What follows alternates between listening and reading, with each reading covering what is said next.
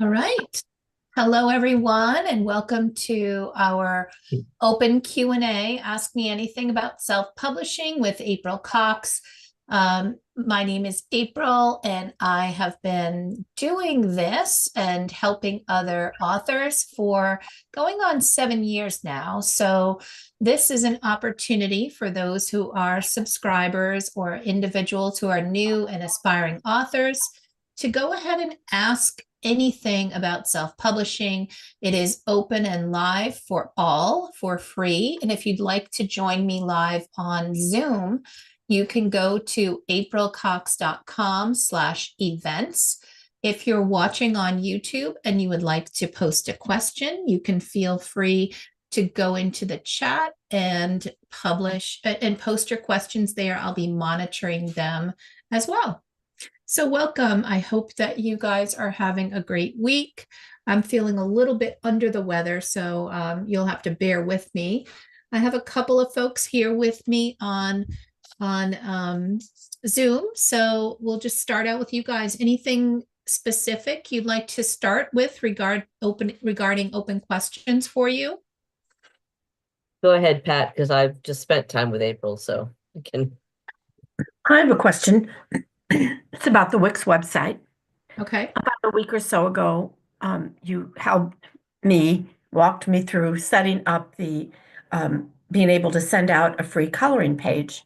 Right. So I guess my question is, when people click on it and they get sent the coloring page, is there a way for me to know who sent that? Is that gathering their emails? So, for example, when I put out my fourth book in the series, I will know who wanted a coloring page, and that could be people that I could email and say, guess what? There's a new one coming in the series.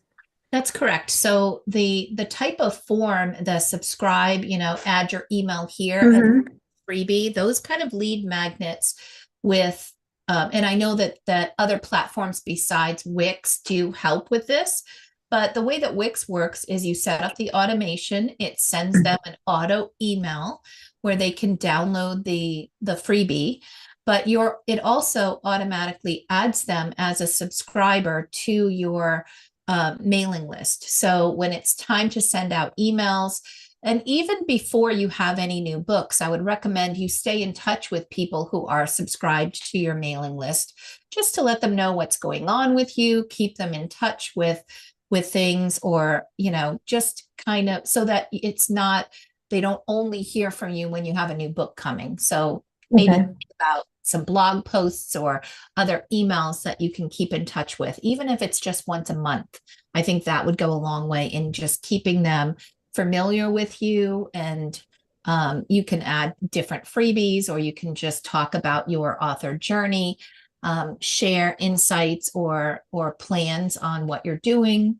Even just, personal updates can be a refresher, because it just helps people to get to know you a little bit better. And those emails are somewhere within Wix. Within Wix, yes, we can. And if we have if we don't have a lot of questions today, I'm okay with jumping in and kind of showing you where you can find those contacts, and I can do a little demo. All right. Okay. Thank you. You're welcome. So let's see. I did schedule some time to walk through the Wix website. It was scheduled for this past Monday. Rescheduled it, so it is coming up on this coming Monday. It's a Market Monday session, so that'll be at 8 o'clock Eastern, and I'll walk through Zoom through Wix and how I use it, and maybe even just how to create a website from scratch using the Wix wizard. And so we'll highlight some of the things that you can do using Wix and why I've decided to use it for my own purposes. So that will be happening on Monday. You can go to the upcoming events on my website at selfpubmadesimple.com if you're interested in checking that out. Another event that's coming the following Monday, I have Jenna Beth Ortiz from Jostens who is going to be talking all about every question that you have about bulk printing or printing through Jostens. So she is a very consultative individual, and she will talk about the types of paper, the type of decisions that you need to make, the type of information that they need, and how you can improve your profitability by doing a bulk print as opposed to print on demand. So we'll talk about that. We'll compare some of the profit margins and answer your questions around printing in bulk with Jostens. So they have US based printing. They also have overseas printing, and we'll talk about the topic of tariffs and how that is changing pricing as well. So more information to come about that. I have another one in the works that's going to be the following Monday, which is bringing back BookBrush. And if you're not familiar with BookBrush, it is kind of a Canva for authors. We were talking, she interviewed me or set up a meeting with me earlier and asked me to do a training for them on A+ content, which I was happy to do. And she showed me some of the stuff that BookBrush has available to help people create their own A+ content. So I thought it would be great to have her come back, talk a little bit about that, and talk about some of the services that BookBrush also provides, where you can just pay them to create A+ content and other things, other kind of design efforts, things like book covers and more. So I'm going to talk to her, and that will be the third week. So we've got a couple of really good speakers coming in and some great topics. Would love to hear more. If you've got a suggestion topic, then please feel free to join us or let me know in the comments or in the chat here on Zoom what additional types of topics that you would like to pull together or you'd like to see us present on. And thank you for all your suggestions. That's what's bringing us all of these great topics and great meetings that are coming up. All right, I'm not seeing any questions here on YouTube yet. So if you are joining me here and you've got a question, feel free to go ahead and post your question in the chat. Welcome for those of you that are just joining. Hi, Mike. Hi, April. Feel free to ask your questions. We'll be here for the next probably 50 minutes or so, and then we're going to welcome Kelly, who is going to be here to talk about Canva and design for authors. So April, can I ask you a question? Absolutely, go ahead. Okay. I've mentioned before, but this self-publishing is new journey for me after traditional. And I'm just wondering, who determines the price at these various distributors? When you say distributors, you're meaning Amazon and Ingram and all of that, right? Yes, right. Yeah. So you send the files, you send the e-file and the paperback file to them, and they post it. And who determines the price? Yeah, so I would recommend that you do a little bit of research from your competitors and understand how they're pricing things. But there are also calculators. KDP has a special calculator that you can access, and so does Ingram Spark. And you put in the size of your book, how many pages it is, and it can calculate how much it's going to cost you for the printing. And by putting in how much, you can play with the different pricing to see what's left over for royalties, and then kind of adjust it to be where you want to be. Typically, for those who have worked with and they're doing children's books, paperbacks usually come in around $13.99. That gives about $4 or so royalty. With hardcovers, if you have to go to Ingram for a hardcover, they're a little bit more costly to print. And so usually we to put it around $19.99. You can try to go a little higher to get more of a royalty, but then it's very easy to price yourself right out of the market. So that's a difficult one. What kind of a book are you thinking about, Mike, or what are you publishing? Well, I'm publishing the third in my traditional Western mystery series. Okay. And I got the rights back from my publisher on the first two. Mm-hmm. And so I'll be sending them out to the various distributors. But is there a place like on Amazon where it says to input the price you want? Yes. Yes, that's Okay. correct. Yeah, Okay. and if you've not set up your books on Amazon and Ingram and others, it is wise to think about having someone actually walk you through it. It's actually perfect timing because I did just release a special, and it runs through Sunday at midnight, where I've got the lowest coaching prices of the year. So you can purchase 1 hour with me to go through and get set up and walk through it, or as many as 20 hours. And the prices are the lowest that they've been all year.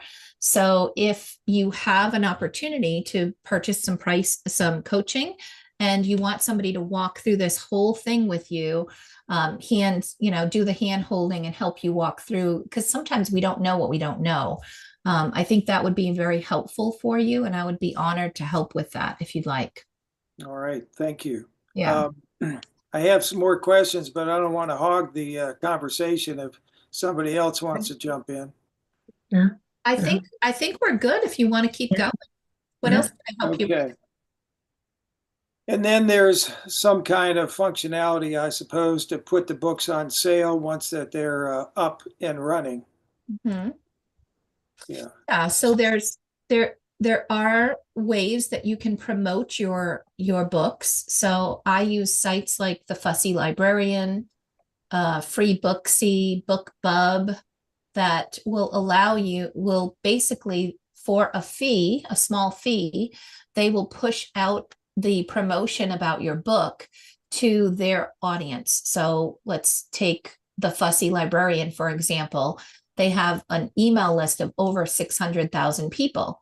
Now, a subset of them have stated that they want to hear about book promotions in your particular genre, so that those folks will hear about it and then be able to go in and grab a free book or a discounted ebook. And so that's what these particular types of sites will do. Okay. So, but I'm wondering about the actual mechanism to put the book on sale. Yeah. So like Amazon. Yep. So, I mean, you do have a few ways to do it. You can adjust your book pricing down yourself and be the one to lower the price. Or, like I said, these ebook promotions can help get more eyeballs on your book while paying for a little bit of a boost to send it to people that maybe have not yet heard about you or your book. So Okay. that can be what we typically do is Amazon has what we call KDP Select. And if you enroll in KDP Select, they give you 5 free days where you can make your book free or you can discount it so that, and then you can use that as a mechanism to promote your book. That's an ebook though, right? It is an ebook, yes. Yeah, okay. So that those types of things will help you get more eyeballs on your book and drive people to, pick up your ebook. With regard to what do you have to give them in return when you sign up for the Select program, then anybody who is in Kindle Unlimited, people like me, I pay like $10 a month and I can borrow any of the books in Kindle Unlimited, up to 10 books at a time. And so by being in that, Amazon will pay you 4-page reads, but they also are requiring you to be exclusive with them for a minimum of 90 days. So Some people choose to do that. Other people decide to go wide, taking their ebook and moving it into platforms like Draft to Kobo. Digital or Publish Drive. And in those platforms, they also make available certain types of promotions with Apple or with others that they distribute to. And you have to apply for the promotion. And if you qualify, then they'll do a pricing promotion on your behalf. Very good. How will I know when this particular next book is available for pre-order, for example, on Amazon? You mean your own book? Yeah. Yeah, so you're the one that's going to set your dates and your ability to do with KDP, they allow you to do pre-orders for your ebook, but they don't allow you to do pre-orders for a paperback or a hardcover. So what I typically advise my clients to do is go to Ingram Spark and set up the hardcover and the paperback there. Not only do you get extra distribution channels, but they also allow you to set up pre-orders. So you can have it set up so that it will publish to Amazon as well as Barnes and Noble and all, 44,000 other places that have access to it. And as a result, it will be showing as pre-order until your actual order, until your date comes, and then it'll show as publicly ready to purchase. Okay, so you could actually set those up on Ingram Spark for paperbacks. Yes. And establish the pre-order time frame and then the release date subsequent to that. That's right. Yes. Okay. Mike, what kind of a book is it? Is it a picture book or is it a chapter book? It's a chapter book. Okay. It's, a Western mystery, like 85,000 words, Okay. etc. So right now I've got the e-files being prepared and the paperback file being prepared to send out to distributors. Okay, so what I would say is make sure that your designer knows what platforms that you are going to want to be included in. So usually they'll create KDP for Amazon, the interior and the cover. But if you also need an Ingram Spark version, which is what I would recommend if you're going to do pre-orders, and also to get into the additional distribution channels, then they're going to have to change and provide you with a separate format for Ingram. It doesn't, the files are not the same. Okay, so different files specifically for Ingram Spark. Yeah, so there's a difference in the files for Ingram Spark versus KDP, especially the cover files. Sometimes you can use the same interior depending on the type of book that it is, but you definitely need to have the cover files are a slightly different template that they need to accommodate. Very good. All right. Does anyone else have any questions? Welcome, guys. I see there's a number of you that have joined.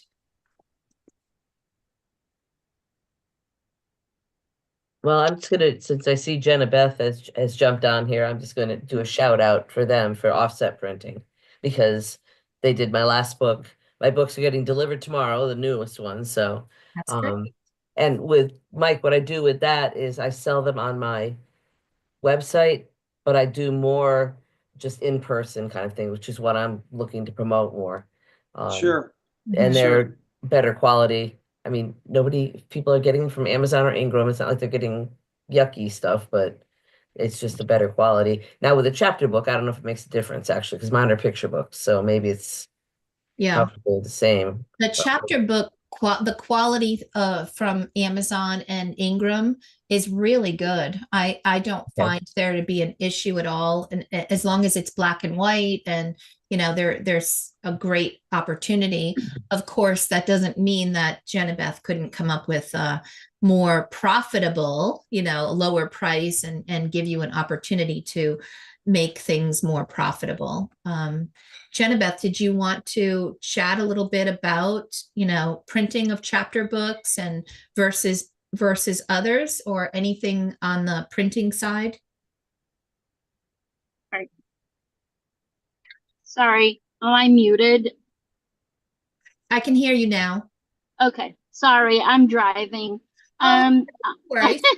No problem. I wanted to join because I also want to learn the Canva and all that. Yeah. April is correct.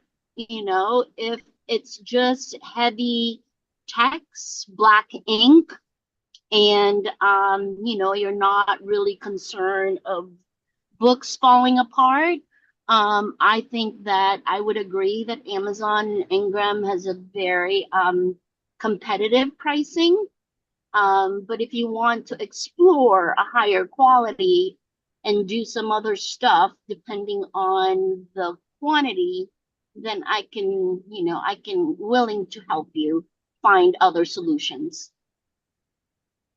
Okay, thank you. So I had a couple of comments here from Storyteller Susan on YouTube. She says, I have my paperback through KDP published, 9th picture book, having quality issues with retail copies, but proofs are perfect. I have hardcover through Ingram, which also is beautiful. How can I get retail copies better quality? So I'm a little confused, Susan, what you mean by retail copies. Are you talking about printing through a printer, or because you say that your KDP and Ingram look good? So would love to understand where the quality issues are. Is it when somebody orders, or you order your own KDP version of the book? Is it Ingram Spark? So help me understand where the quality issues are coming from, and then I can probably help you. It sounds like you're good with your proof copies, but you're having problems when you say it goes to retail. Are you meaning that people are just purchasing it on Amazon, or something different? Retail copies from the customer end on Amazon is what her response was. So that sounds difficult. So there are times when KDP will print, or Ingram Spark will print something and send it to a customer. And depending on which location things get printed out of, it might be a lower quality than what you see when you order your proof copies. So it can be an issue. What types of quality? So when you say these copies are printed very, very poorly, what are some of the issues that you faced with the quality? Is it color? Is it, does it have a white border around it where it shouldn't? Those kinds of things, do happen with print on demand. And they also will will accept returns and reprint the book if that's an option, if that's an issue. So hopefully it's not happening when every single customer orders your book, and it's more, every once in a while. So Susan says, yes, these were all from Cleveland and were terrible. There is an offset, a large white border on the bottom. Okay, so it sounds like it's that printing office. I would be opening up a ticket with KDP and explaining and showing some printouts, showing the screenshots of what's happening from that facility, and seeing if they could make it right. And if you're getting contacted by individuals who have ordered your book, or you're getting reviews saying that they look awful, I would also be asking Amazon to remove those reviews, because that's not on you or your book, that's on them. So hopefully it's not happening with all of the copies, and bringing it to their attention. Hopefully it will get some remedy from your side, at least getting the refunds and have them resend new ones. But yes, she says, Susan says it's not on all copies, it's only some copies. So this is definitely a problem with print on demand. We do have these kinds of issues.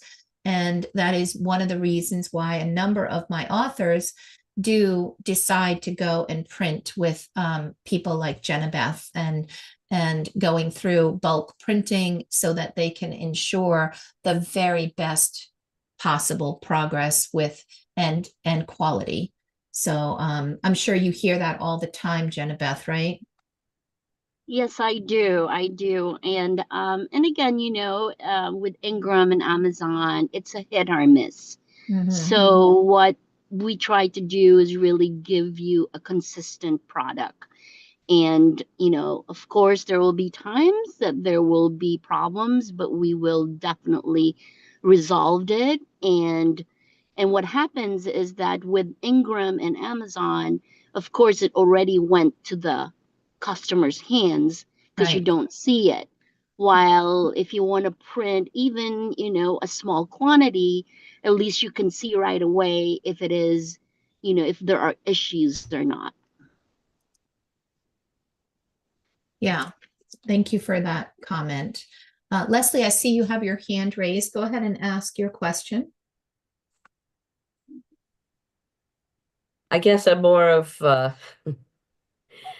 after what I went through this summer with Ingram, with the whole thing with they said books were returned, and so I ended up going with they can't return them because I end up paying 300.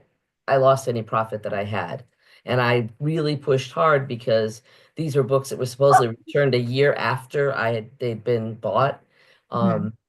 And they didn't have any way. I wanted to know, how do you know that they, whatever. We went around and around in circles. So I know sometimes it works for people, but I just put the caution out there. If you say the books can be returned, then people said, well, if you do that, some of the bigger companies won't buy them. But I guess it's who you're appealing to also. So that's all. I just, after that bad experience, I prefer not to, where they can return them. That's all. I've had a lot of people that have had issues with that. One author of mine had a $1,200 charge. Another one had a $1,600 charge for return books. So I started recommending, unless you're really targeting bookstores and you want to use Ingram to get into, Ingram Spark to get into Barnes and Noble and others, just to don't put it as returnable. And if you end up later building a relationship and they want to bring it into the store, but they must have you change the settings, you can always change it later. But yes, when you say that a book can be returned when you're setting up your Ingram Spark, it gives them up to a year to return it. And I'm seeing a lot of what I think might be bad actors that are just kind of keeping track of things, waiting until the very last minute. And then they're saying that they returned the books, but we don't ask them to actually send them back to us. They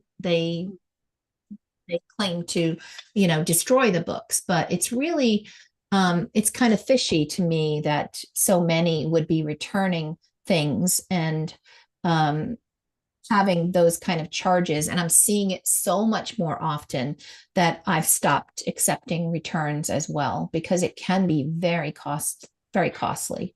So set it up as non-returnable, bottom line. Yeah. And some people will say, well, April, will anybody buy the books if I'm setting it up as non-returnable?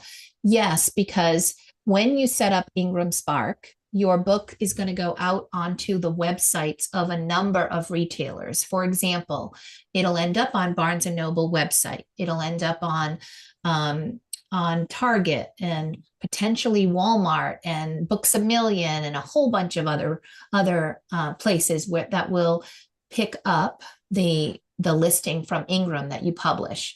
And if somebody purchases the book from their website, it's ordered. And they don't need it to be returnable. They're just getting the book, they're sending it back. So when people order it from their website, they'll purchase it. But what they may not do, if your book does not have returns allowed is they may not order, half a dozen copies or 10 copies, 12 copies to bring into the store. And then, you get that risk of, hey, we're returning them because they didn't sell. So that's the issue. And you can always change the setting. The problem is if you start with returnable and then you decide, hey, there's too much returns coming in, I'm going to put it as non-returnable. That setting will only affect those that buy the book after that day. Everybody else who's purchased prior to you changing the settings still has 1 year to return those books and to get a full credit. And it's not only a full credit, but you have to pay back the price of the printing of the book plus the charge. So you're actually paying more than what you made if somebody returns the books. And that's why it can be such an issue. Go ahead, Victoria. I see you've got your hand raised.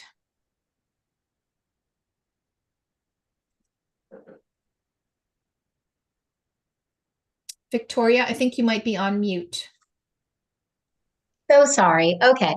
I too have gone through that process where the return books, and I've learned my lesson twice because each time as a return, it came to over $300. And it was just like, what? And so I've now learned that it's okay to say no. But I have a different question. Today I went online because I normally like to, I read at just avidly. And so I'm always buying, books that I'm enjoying too, as well, not children's book, but, adult books. And so I go to thrifty.com and I thought, for fun, let me go on and see if my books are there. Well, sure enough, all my children's books are there. Yep. My paperback is $12.99. They were selling it for $15.47. They had my hardbound for the same price of $21.99. And I thought, well, wait a minute. How does that happen? I don't even know who, thrift is some, I'm just a little confused. How did they buy it before? Did they buy it through Amazon, the paperbacks, and then charge it up? Or how does that work? I don't get any royalties from it, or do I? I don't. Actually, you do. So these places like Barnes and Noble and Thrifty and Books A Million and all these others that are open channels of distribution based on you setting things up on Ingram and pushing that out. It pushes, of course, Ingram pushes out the listing, but the folks that are listing your book, these retailers, have the option of offering it for less. In other words, taking money out of their own pocket, their own share, and they could lower the price and put it on special, or they can raise the price. So they may play with different things, and there's nothing you can do about it. But all the sales that happen from those different websites, when a book is purchased, that website will purchase it from Ingram, and then Ingram will send that out. Okay. So you do still end up with the royalty that is set up when you set up your Ingram listing. Okay. All right. Well, thank you for that clarification. You're welcome. All right. If you have any questions, you can feel free to raise your hand, or you can also just post it in the chat, and I'm happy to just monitor the chat and see what I can do to help answer those questions for you. Okay. All right, go ahead, Mike. A question for Leslie. You talked about selling through the website. I have never done that. I do have purchase buttons there on various books that will redirect to Amazon or Barnes or what have you. Do you do the same thing, or do you do something different? Mine is the same. Even when I sell through the website, I have the books that I supply, get them from the offset printer. Okay. And then right now with my new books, I'm setting up the sheets that they can order for activity sheets and things like that.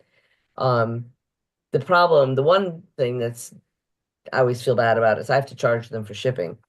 and I'm still giving a discount for the shipping, but you know, that's so if it's anybody around me, I always tell them just buy them from me directly. Okay, so I don't know how much in the books that you've had before, were you selling them to schools or were you not? I mean, were you selling them on your website?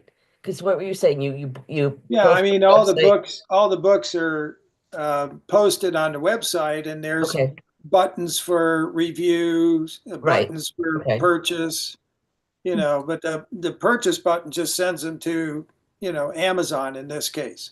Mhm. I'm Yep. trying to So think. I'm Am I just the wondering, so you're actually getting physical books, and people are buying them somehow from you directly. Right. Yeah, right? I've worked with Leslie to help get her website set up. My team has helped her with that. So, whether you're working with Wix or Squarespace or GoDaddy or WordPress, most of these platforms have a way for you to allow people to purchase from your website. And so if you have purchased in bulk, books that I usually get a couple hundred when I've got my books. And of course, the more you purchase, the less the price, the more the price goes lower. So instead of sending people to Amazon, since you've got them on your website anyway, if you want to take the orders and then fill the orders yourself, you can actually get some more profit than you would by sending them to Amazon. Absolutely, because what I pay for the offset printer, I'm making, I mean, not a ton of money, but a lot more than I get when I'm doing it through Amazon or Ingram. So there's that. So Mhm. So you just have a local printer or some printer that you send the files to yourself. I send my files to, in this case, the last couple times to Jenna Beth for it's Jostens or Edgebook printing or whatever it is. Jenna Beth is up there upside down Yeah, on her thing. I yeah, know, I don't know why I'm upside down. It's okay, but that's an offset printer that I use because they're also within the United States, which I like. okay. Yeah, they're out in, I don't know where you are, California or somewhere. Um, so yeah, I buy a bulk first, and then if I need, which I would hope to someday have to need lots more, I would reorder it.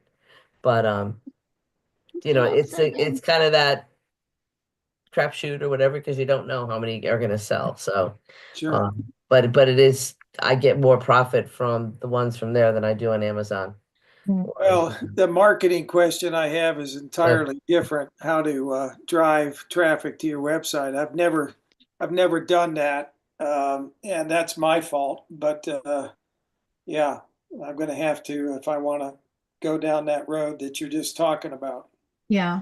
Well, I do have a question about AI, mhm. and I don't know if this is a good forum for that, April. Yeah, sure. But let me just comment on what you mentioned about, whether how to drive traffic to your website. So if you are like a number of people will um, use Amazon and Ingram, and they're sending things over to other websites, right? And they're paying for Amazon ads, or they're hoping that their books get discovered that way. If you are part of your marketing plan is to reach out to organizations, bookstores directly, libraries directly, and you have the opportunity to introduce yourself, or if you've got local events and you want to, print out flyers and when you're introducing yourself, you can say, here's where you can go to purchase, bulk quantities, or I'm here to do, events, or I'd like to do book readings with you at the library.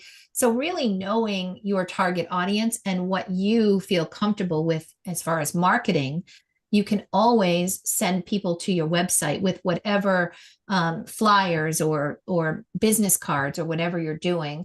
But there's also an additional level of search engine optimization.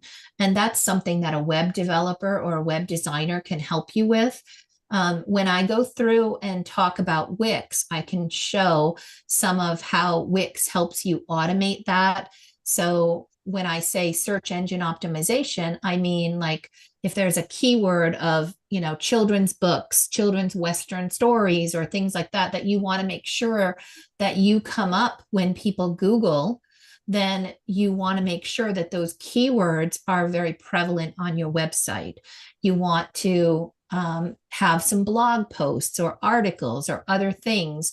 And the more that other websites point back to your own, that also gives you additional authority. So it can take time to get your website ranking up so that it actually appears on Google on that first page. But it is definitely possible. It is a whole marketing strategy of its own, for sure. Yeah. Yeah. So go ahead. How can I help you with AI stuff? Well, I just found out that 5 of my books have been pirated by AI, generative AI, and there's a website that posts all these books that they use for training, to train the generative AI. And so I know there's a class action suit that's going to wind its way through the courts to try to stop this. But one thing that I saw that I thought was a good tip was in the publishing section of the book, in the foreword, published by so and so, such and such. I'm including now just a sentence that says no AI training permitted. Right. Right there. Yep. And Yeah, I don't know. Wise thing to do. That's very wise to have some kind, because right now we've got a copyright statement saying that, people need permission to duplicate or to use this in any form, and adding that little additional code or sentence or two around not allowing it to be used for AI or training AI purposes. I think that's very wise. And in these days, it's needed. What is the website that you're talking about, Mike, where you're finding? Gosh. I don't even know if I could okay. come up with it right now. I would also be looking for, options, or having like a cease and desist letter sent over to wherever, whoever's pirating, and just try to get that taken down or removed from the site.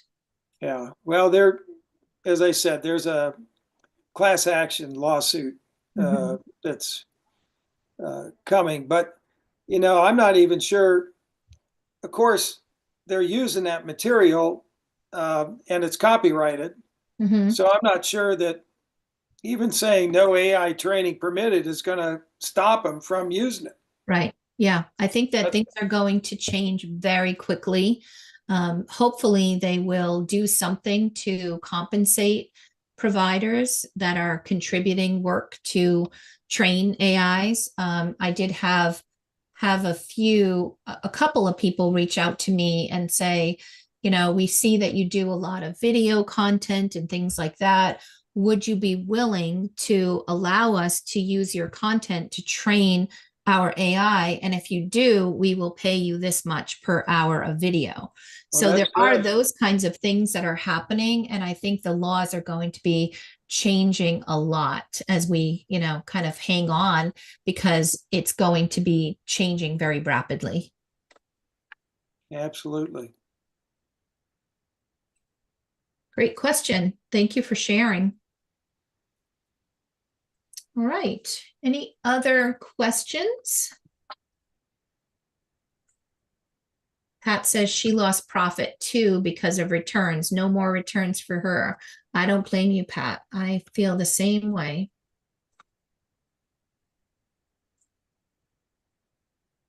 Go ahead, Pat. Totally different subject. Mm-hmm. For those of us that are considering possibly writing a chapter book, Chesson has this program, whatever, called Atticus. Are you familiar with Atticus? I'm wondering if that might be maybe a good topic. I know there's some of us that write picture books that are considering chapter books, and I believe that's kind of a design templates Atticus is? So It's it's kind of a design tool, so that if you have Atticus, it's kind of they have some writing features, which is great. I'll just back up for a second and say I love anything that Dave Chesson does. Kindlepreneur, their tools are constantly being updated, and you get the free updates with every tool. So I purchased it as soon as it came out, and it continues to get better and better and better. It is a competitor to tools like Vellum, which is another kind of formatting tool that I also have, which is it's meant for Mac computers. So if you're not on an Apple computer, you won't have access to Vellum.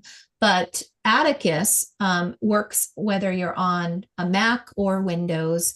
It also incorporates some planning and goal setting, so that if you wanted to give yourself a goal of a certain number of words per week or per day for your writing practice, it does allow you to do that.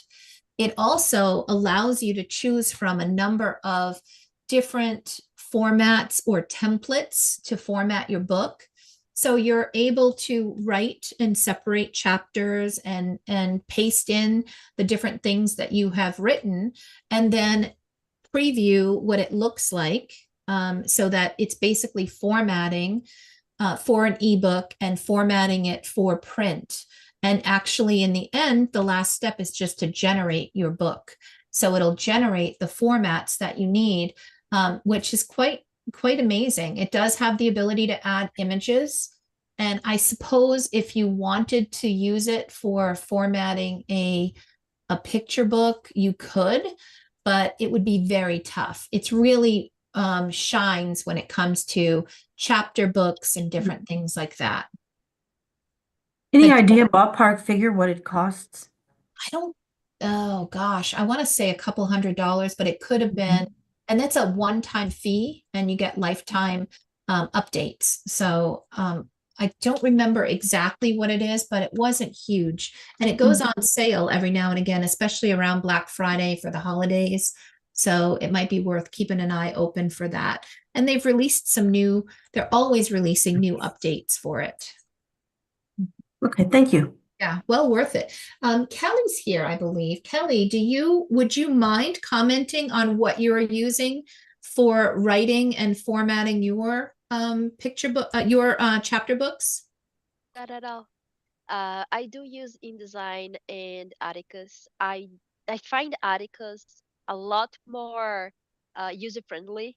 So whenever you're not used to the design tools of InDesign, I recommend using Atticus. I do not recommend Atticus if you're doing a huge novel, because I the one that I launched now had 55K words ish, and when it went past like 40K, I noticed that it was a little bit laggy.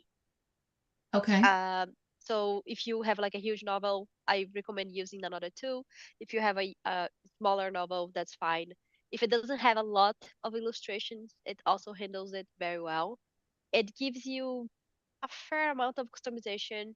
You can do like chapter titles and such, but it limits you in the sense that, for example, when I do my books, my table of contents, I like making it pretty because I'm a designer. So I like doing all of the pretty stuff on it. And when you do it Atticus, you have a little bit less possibilities that you can do around it. Right. Yeah, it's not as flexible for sure as InDesign would be. Yeah, but it is very handy. If you're not used to like software, editing software, I totally recommend it. And as April said, what I like a lot about Printpreneur stuff is it was a one-time fee, and you have that lifetime with all of the updates. And it was like $150 or something. Okay. And like after you sign it up, you can even become an affiliate. So like I became an affiliate, and I share my link, and I get some extra money with that too. Okay. So I recommend it if you do not want to go into the details of the book and you're not used That to might be a software. really good, I think I agree with Pat. It might be a good session for the future, maybe to walk through how to use Atticus and how one might incorporate and use that to move to the next level for those that do want to write chapter books, because it's going to be a lot simpler. It's going to be a lot less expensive to do a chapter book than it is to do a picture book, because you're not doing as many, illustrations typically. So it could be a really fun event to have to really focus on that. I would love to see us think about that, Kelly, you and I. Yeah, I can totally host one. One thing that it's cool about Atticus too is that it's multi-platform. So sometimes I was doing it on my computer, and if I sync it, I can go into my iPad and work from my iPad. And that is kind of, it helps me when I'm on the go. Yeah. So yeah, we can totally do a lecture on it if you guys want. Yeah. One of the other things I really love about Atticus is that their support is phenomenal. If you email them or you reach out with an issue, you're getting an answer back almost immediately. So I've never waited, more than a few hours to get a response back, and they do a really great job with that. So I love that. I love that when a company stands behind what they do and invests enough to be able to support and continue to grow the support for the tool. So I think that's great. I see Mike's hand up. Go ahead, Mike. How can I help you? Yeah, I have a question for Jenna Beth. Jenna Beth, I'm intrigued by the idea of using a printer for my physical books, trade paperback, as opposed to paying Amazon or something for $5 per book. How does your pricing compare to like an Amazon price for the books? That's a great question. Quantity, and I'll be upfront. If it's like 25, 50, at 25 I'll come higher. At 50 I can probably match it. So but once you start I'm on sorry, the I think you 100, cut off right at the beginning there. I didn't hear your start there. oh, so I would say that it really depends on the quantity. But I will be very transparent that at 25, I probably will come higher than Amazon and Ingram. And at 50, I can probably match. So it's when I start doing the 100 that I will be lower than Ingram and Amazon. And you're looking at least, at least 10% lower. And then also, I think your book is heavy text and black ink, correct? Correct. Yeah. So April mentioned it already earlier that if it's heavy black ink and heavy text, Amazon has a very, very competitive price. Unless you think of printing, like say on the 500 and up, then we could do offset printing, and there could be a big, a substantial price difference. But if it's more like, below 500, Amazon, or at least below 200, Amazon can be a good option for you price wise. Good. Thank you. Yeah, and you can purchase author copies right from Amazon and then still sell them on your website or sell them at events and things like that as well, Mike. So if you only wanted to do a small amount, that you could still do that and still list them. Sometimes if you've got people wanting to buy directly from you, you can even place the order and have it drop shipped from Amazon or Ingram directly to the individual that's purchased from you. So that's another option as well. Yeah, interesting. Yep. Awesome. All right, well, it is just about the top of the hour. I'm going to be handing the baton over to Kelly, but I want to say goodbye to my friends who are watching on YouTube. I'm going to go ahead and disconnect. I hope you'll come back, post your questions. I will still follow up and answer anything that has been missed from today. And I will also try to post some links to a number of things we talked about today, like the Atticus tool, maybe some pricing for the Atticus tool, and some of the other things we've discussed, contact information for Jenabeth, if you're interested in printing.